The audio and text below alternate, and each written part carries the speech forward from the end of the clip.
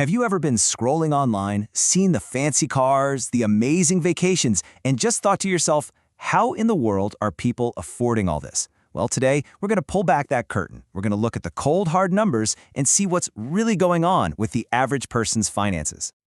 So I want you to keep this question in your head as we go through this, because honestly, what we're about to uncover might be a huge relief for you, or it could be a major wake-up call. Either way, you're going to get a much clearer picture of where you stand. Now, look, this isn't about judging anybody. Not at all. This is all about getting some context. Think of it like a checkup with your doctor. You need to know your vital signs to stay healthy, right? Well, understanding these financial benchmarks helps you make way smarter decisions with your own money. Let's be real. Most of us are just guessing. We see what people have on the surface, the nice house, the new car, but we have no idea what's going on underneath. And a lot of the time, that shiny surface is hiding a mountain of debt. So let's ditch the guesswork and look at the actual data. All right, let's get into the nitty-gritty. We're going to start with the absolute basics. The money coming in, the money going out, and well, what happens in between. This is where the story really begins. So here's our first big number, $52,000 a year. That's the median income for one person working full-time. And remember, that's before taxes. Median just means it's the exact middle. Half of people make more and half make less.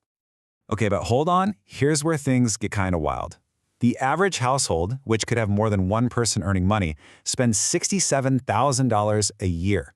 Are you starting to see the problem here? Yeah, you're seeing that right. The numbers just don't work. Right from the get-go, the average household is basically in a deficit. Even with two incomes, they're often spending more than one person's entire salary, leaving very little room for, saving or investing. So where is all that cash going? Well, take a look. Housing and transportation, bam! Together they eat up a massive slice of the pie. That's more than half the budget gone before you've even bought groceries or paid a utility bill. So when you spend more than you earn, what happens? You guessed it, debt. And for most people, this is where the ugly, high-interest credit card monster enters the picture. This is where things can go south really fast. $9,000. That's the average credit card balance for a U.S. household. And let's be clear, this isn't like a mortgage on a house that might go up in value. This is debt for stuff that's probably already gone. Just think about that for a second. That $9,000 is costing the average household $1,800 a year for nothing. That's money that could have been invested, put towards a vacation, anything. Instead, it's just vanishing into thin air, making credit card companies richer. Okay, so this cycle of spending and debt, it's not just a monthly headache. It has absolutely devastating effects over the long run. So let's zoom out and see how this all plays out for the biggest financial goal of all, retirement. Check out the gap on this chart. It's huge. The average person is socking away just 6% of their income, but pretty much every financial expert out there says you need to be saving at least 15%. That little 9% difference might not sound like much, but over a lifetime, oh man, it is everything. And here is the result of that low savings rate. The numbers are, well, they're pretty sobering. Look at the group about to retire, the 55 to 64-year-olds. The median savings is a little over $200,000.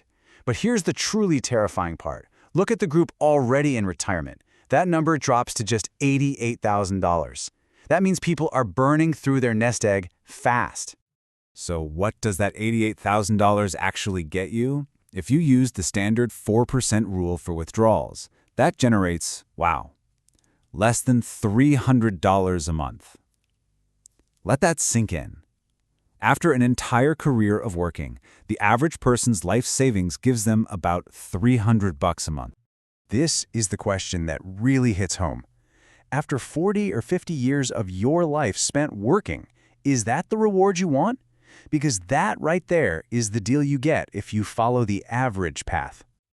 Okay, I know, that was a lot of doom and gloom. But here comes the good part, the empowering part. Because once you know what average looks like, you can make a conscious choice to be anything but. You can pick a much, much better path. And this is the real secret.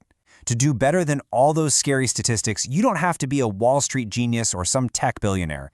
You just have to be a little more intentional, a little more deliberate than the average person. Just look at this. It's like two totally different realities side by side. The difference isn't magic, it's just a few key decisions. It's choosing to save more, to say no to high-interest debt, and to actually live with a plan instead of just letting your paycheck disappear. So how do you get on that better path? It is surprisingly simple. It really boils down to these three things. Save more than that tiny 6%. Ditch the credit card debt. And invest for your future consistently. If you can do that, you're not just getting ahead. You're playing a completely different game. Look, this isn't about one heroic savings effort that burns you out. It's about the power of good habits compounding over years and years. A small, intentional choice you make today might not feel like much, but over a few decades, it can build life-changing wealth. And that's really the final thought here. You've now seen the map. You know where the road that most people are on leads. But it does not have to be your road. These statistics are a warning, not a sentence. You now have the information to choose a different path and get a profoundly different result. The choice is all yours.